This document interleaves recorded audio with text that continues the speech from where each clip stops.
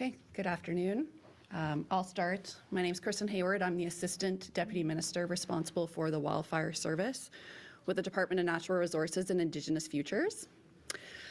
Today, my part of the briefing will focus on the current wildfire situation across Manitoba, but mostly focusing on eastern Manitoba. I'll give you a quick update on what's going on with the fires themselves, and then I'll turn it over to my colleague to discuss the emergency response. So at this time, we have a number of fires of note burning in the province. Our predominant concern is a fire on the eastern side of the province near Lac du Bonnet. This fire was started yesterday, had a lot of response on the fire, and is still considered out of control. We are also actively fighting a fire near Bird River, which is near Nopaming Provincial Park. This is a very large fire, last mapped at close to 100,000 hectares. That fire is also out of control at this time. We are also actively fighting a fire, or watching a fire, pardon me, that is actually in Ontario, near Ingolf, Ontario. And that fire is right along the Manitoba border right now with potential to impact Manitoba cottage areas potentially, so we're keeping an eye on that one as well. I want to emphasize that we're working very closely with the province of Ontario in communicating both fire behavior and as well as coordinating the response. We're fortunate to have Ontario support us with some water bomber action on some of our fires, and we thank them for that support because we know that they're also busy with their own things. We also have a fire burning still in western Manitoba that some of you will be aware of. It's been in the media. That's Fire 4. Near the Paw and OCN. That fire right now is still considered out of control, but we are making really good progress in gaining control of that fire, so we have no significant concerns with that one at this time. In terms of the outlook, we are looking at obviously very challenging conditions. So we have hot weather right now. We have dry conditions. We have had some very windy days, and we expect that to continue, today as well as into tomorrow. There has been some mention of precipitation in the forecast. However, we are not seeing the forecasted amounts anywhere where we need them to be to extinguish the fires or make any appreciable difference in what those fires are doing. So we are going to be having another challenging day in terms of being able to fight these fires that we currently have and address any new fires that may start.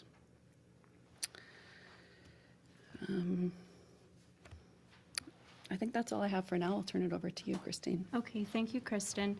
My name is Christine Stevens. I'm the Assistant Deputy Minister for the Manitoba Emergency Management Organization. Before I get started with my briefing, I just wanted to flag that we will be holding another briefing in person here tomorrow at the same time for an update. So what I can tell you now is that at this time, there are 24 active fires in Manitoba. 6 of those fires are of note and are requiring significant and prompt response.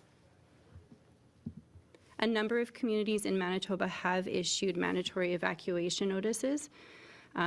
Currently, 5 provincial parks, 3 local authorities, 3 Northern Affairs communities, and 24 cottage subdivisions have issued mandatory evacuation orders. 6 states of local emergency have been declared. So as Kristen alluded to, we are actively responding to this wildfire season. This is an extremely dynamic time for us. We are working closely with local authorities and everyone who is participating and part of that response. And the message that we want to send out to Manitobans today is that if you do not need to be in the parks and if you do not need to be in the areas where first responders need to access, we are asking you to stay away. Staff need space to be able to respond to this event. We are very much in a live response type of situation where we're working to protect people, critical infrastructure, and property. Our message to folks who are currently in the Whiteshell area but not in an area impacted by an evacuation, our message to you is that we want you to stay alert. We want you to monitor for communication from the local authority, and we want you to follow their direction because as I said, this is a dynamic situation. I guess now we'll open it up to questions.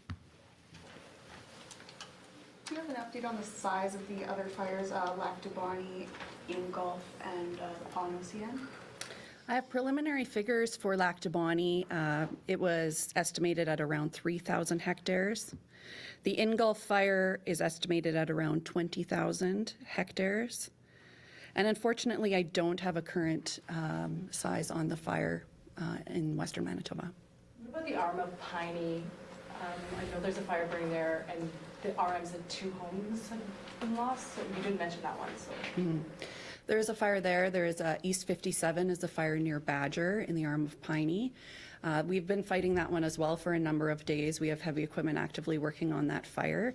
It also is considered out of control at this time. I don't unfortunately have current numbers on any structures lost or any other impacts of that fire though. Why is the Lactobani one the main concern if the Nopalin one is so much bigger? The response is based on a number of factors, values at risk in the area, but also on fire behavior. So what we saw with the fire near Nopalin yesterday was extremely volatile fire behavior, that it isn't even safe to be actioning a fire of that volatility. And so the decision was made to focus on Lactobani, where it was safer for us to respond, and there was obviously a public safety risk that we wanted to address. So are you actioning the Nopalin fire then now, or has it changed, or is that one still just kind of, you're just gonna let that one burn? I don't have a kind of like a real-time live update on what's going on with that fire at this time. We, throughout the day, will be adjusting our response based on fire behavior and anticipated conditions. So how stretched thin is the emergency service right now? We know there are some firefighters from BC that went to the PA, but are we at the point where we might have to call in other boots on the ground? Yeah, same kind of answer to the other question. It's a day-by-day decision. We are always looking to what's available across Canada and other jurisdictions. We do know that there are a number of other challenging wildfire situations happening in Canada right now. Other agencies are also dealing with the same kind of temperatures and fire danger that we are. So we are looking into what options would be available, but our focus remains right now on responding in the moment with what we have on hand. Has there been any injuries? Pardon me? Have there been any injuries? At this time, we don't have confirmed injuries related to this event. We've been hearing some frustrated people in these areas, frustrated with the lack of up-to-date information on the provincial fire dams. Can you guys address that? Yeah, so obviously, again, our focus is on responding in the moment. And so sometimes there is a lag in the information getting entered into a computer and put up onto the website. We do strive to keep that as up-to-date as we can. Rest assured that the folks who are immediately impacted by the situation, so whether they need to be evacuated, whether there's a risk they need to be put on alert, they are being communicated with locally outside of anything going publicly on our fire view map. And the conditions that have created these fires, I was actually just in Lactobani 2 days ago before this started. And it's dry up there. How prevalent are those conditions throughout eastern Manitoba and into northern Manitoba? Widespread across all of eastern Manitoba, central Manitoba into the Interlake, western Manitoba all the way from the southwest corner all the way up north. The north has been getting a little bit of precipitation recently, but it's not much to make that much of an appreciable difference. It's still very dry. So I would say widespread across the entire province at this point. In terms of precipitation, what would Manitoba need in order to make a dent in the situation right now? We would need a good soaking rain, a couple of inches, a couple of days of rain to keep the humidity levels high. So we want to keep those kind of moist conditions happening, lower temperatures. Those would all help our fire situation. Is there any concern about lightning in the days ahead? There has been some lightning in the last 24 hours that went through the province without a lot of rainfall with it. So that is a concern and something that we are watching all the time to make sure that we are on top of anything that might have happened because of a lightning strike. There is some potential for storms in the forecast in the coming days as well. So obviously the lightning would continue to be a risk with any of those that pass through. There's a lot of large fires on the go right now. Is there anything unprecedented or different or unique about this current situation compared with previous situations? It's hard to answer that question now because we're not seeing a typical fire season anymore. Typically, we wouldn't be seeing a lot of this level of activity happening until later on in the summer. We deal with a short kind of grass fire season before things greened up and then have a little bit of a break before the forest fires started. But we are seeing that our seasons are starting a lot earlier. We're out on the landscape fighting forest fires probably a month earlier than historically we would be used to. Why would that be? Is it It could just be, weather patterns are certainly a contributing factor there. The amount of moisture that we have going into the season plays a big factor. So we have had a number of years where we've had dry conditions in the fall that don't lead to a lot of recharge in our watersheds. So that's obviously one of the factors. Can you talk about cause? I know the two kind of in the Interlake area there seem natural, but every other fire is listed as human. So just what do each one of those mean? So natural causes is lightning is really the main factor there. Human cause could be either intentional or unintentional accidental starts. So things like burning in a burning barrel and some of the garbage flies out of the barrel and starts a grass fire. It could be using an ATV in a very dry area and a spark could ignite dry grasses.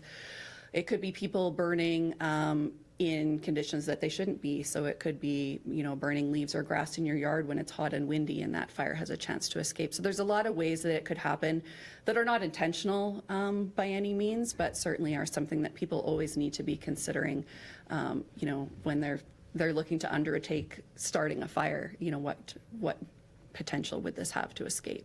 And what about the heroics that goes into fighting these fires? Like you see these videos of these fires and they're scary and people's houses are burning down.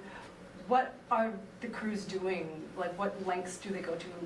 Like we heard that there was a big ditch that was dug really quickly to create kind of a barrier. Just can you explain what's happening out there? So I can focus from like a wildfire service response. Local fire departments would have different techniques that they would use, but I can't speak to those. From a wildfire perspective, we obviously have a number of different methods of controlling a fire. So you'll see the water bombers and helicopters with bucketing attacking the fire. The ground crews use a number of different types of tools to create fire breaks, to actually dig down into areas where there's fuels burning and like extinguish them by hand. We use heavy equipment to push down any fuels that might be in the path of the fire to create like a fire break or a fire guard. There's lots of different methods that we would use depending on the situation. Was a ditch dug at that Lactabani fire to protect homes? Or can you tell us if that actually happened? I don't have that information today, no. in terms of the causes of these bigger fires? What caused them? These fires, I believe, are all still under investigation. I don't have specific details on what started these ones at this time. And is it known so far, I know it's like a really rapidly developing situation in some places, but is it known so far the number of evacuees? That's information that we're still working to gather. Folks received evacuation notice and had to evacuate within 2 hours in some areas, so many drove out on their own. So we're continuing to register folks who have evacuated. In fact, we would like to say that if you've evacuated from an area and haven't registered yet, we would appreciate for you to register with the local authority or at the reception centers that have been set up, just so that we have a better sense of evacuee numbers.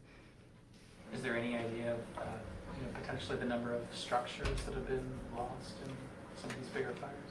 At this time, our focus really is on the response phase. The area is unsafe we are working to make sure that we are fighting the fire, protecting people, infrastructure, and homes and cottages. So at this point, no, we don't have a sense of that. It'll take some time. Just regarding the fire near Nopalin, what made it so volatile yesterday and potentially into today as well? The conditions were really challenging. So it was the high temperatures, very high winds, and just overall, just the general dry conditions that we were looking at.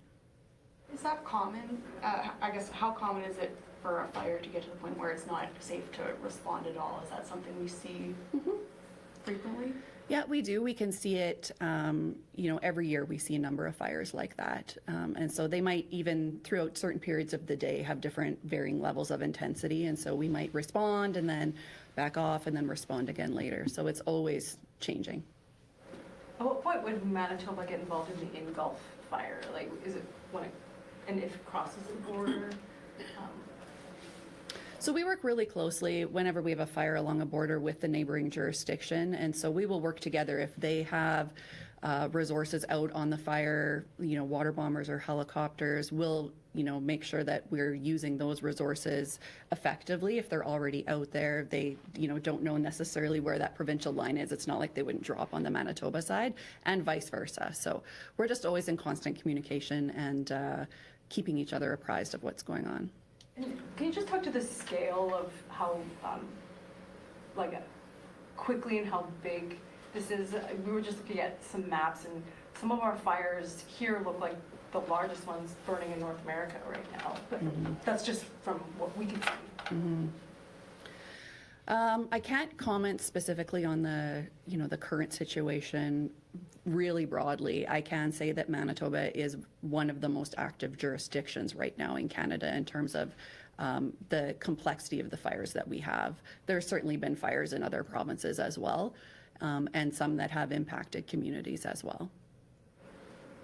I think you alluded to it a little bit, but it is a long weekend coming up. A lot of people like to go to these parts of the province. So a lot of people are going to be worried about their cottages. In terms of people that have assets in these areas or investments, in terms of, I expect the message is please stay away. At this point, we haven't decided to close the park or provide that kind of direction, but our message is that if you don't need to be there, please stay away for now. First responders need space to respond. We need to be able to get equipment in and out. So if folks don't need to be out there this weekend, our request is that they do stay away for now. That park being Nopalin or just any park? Nopalin Park provincial park is closed. It's evacuated, but when we're thinking about the Whiteshell area, certain sections of the Whiteshell remain open at this time. We're just asking folks, to be mindful of the fact that there's an active operation in close proximity to some of those open areas. Have there been any examples of people getting in the way in areas where they shouldn't have been? Not to my awareness. In that Interlake area, there's lots of little pockets of water. Does the fire jump? Is that common, or does that help having those bodies of water there? Depending on how intense the fire is burning and how much wind is behind it, it certainly can jump. I don't have a specific detail. That'd be something my team would have to answer. But a river, a creek, a small water body is not a barrier necessarily to a fire. And can you give us maybe a sense of, if we're focusing a lot obviously on seasonal and permanent residents in those areas, the commercial operations that have been disrupted? Can you give us a sense of the type of operations that have been disrupted, whether it's lodges or mining, forestry? We can provide that information after. I don't have an update on that right now. Can you speak at all, I guess, to just the impacts on frontline staff who are fighting these fires and helping to coordinate efforts to do that and also support evacuees? Just how many days in a row they've been working, and the long days I can imagine that they've been doing. You want me to take that one? You can take it. Okay, I'll start. Yeah, certainly it has been a long period where we have been responding to fires in the province. You know, staff deal with pretty high pressure situations. They are prepared for that, but it's certainly, yeah, it can be stressful and tiring on staff, you know, when we see a long stretch like this. How long could, like, I know you don't have a crystal Yeah. ball in front of you, but just based on what we know with the way the conditions are and the short-term forecast, like, how long potentially could this go on for? And there's still risks of new fire starts as well. Yeah. Like you said, I don't have a crystal ball. It's pretty tough to tell what's going to happen. We are always prepared, though, to not only, you know, fight the fires that we have right now, but also to respond to any new ones. So, you know, we're constantly evaluating and responding to whatever might happen. So, I understand there's some questions on Zoom. Yes, thank you very much. We are going to be turning it over to two reporters that are joining us on the line here this afternoon. We're going to be following our usual one question, one follow-up approach. And I'll start today with the Brandon Sun, Connor. Hello, thanks for taking the questions. Any plans for evacuees to come to Brandon?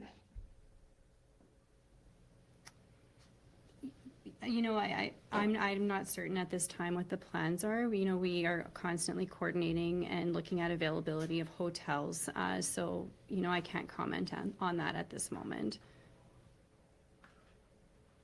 Okay. Last year, we had about 1,000 evacuees from the north area of Manitoba and Brandon here. That was deeper into the summer, I guess, but I'd just like to ask, when does Brandon become part of the equation for accommodating evacuees? You know, that's a challenging question because so much of it has to do with the dynamics of the events that we're managing and where they're occurring and the volume of evacuees. So there isn't really a black and white answer to that, unfortunately. Okay, well, up next from the Steinbach Carillon, Svetlana. Hi, thank you. I'm just wondering, in Piney, there's been a number of evacuations happening. Will there be any supports for those people who are evacuating their homes? Yes, there are supports available to people who are evacuating their homes. We have emergency social supports that are in place. So if folks do require support, if they've been evacuated, they can contact their local authority who will ensure that they're connected with provincial supports. Thank you. You have a follow-up question, Svetlana? No, I don't. Thank you. Okay, that's all from Zoom. We'll send things back to the room. So are you able to give us an idea of, you know, how many firefighters are involved right now in response? And any other officials as well who are involved?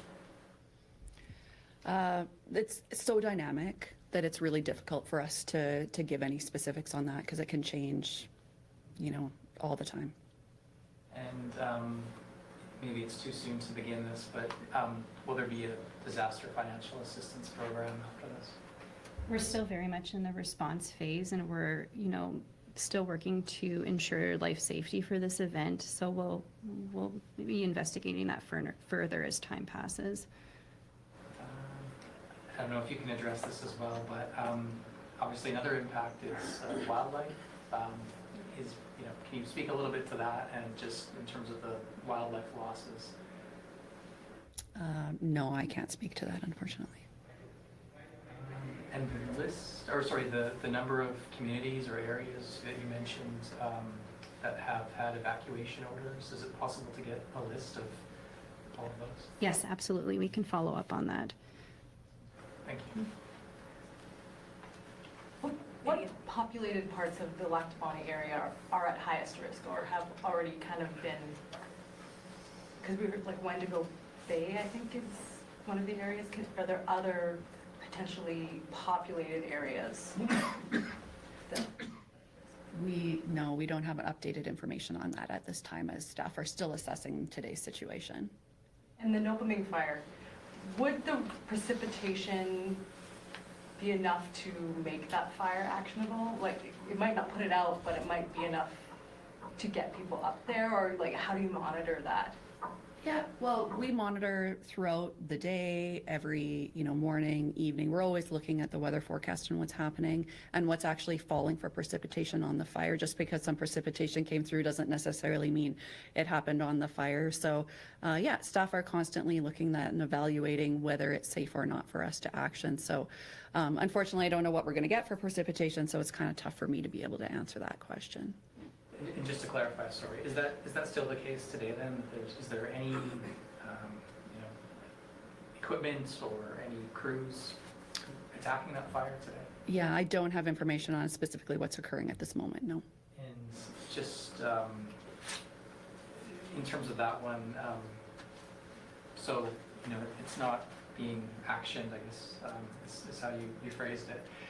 But those areas, everyone's gone, right? Like, those areas have been evacuated, Yes. and there would be really no one left behind. Is that fair to say? As far as we know. Yes, yeah.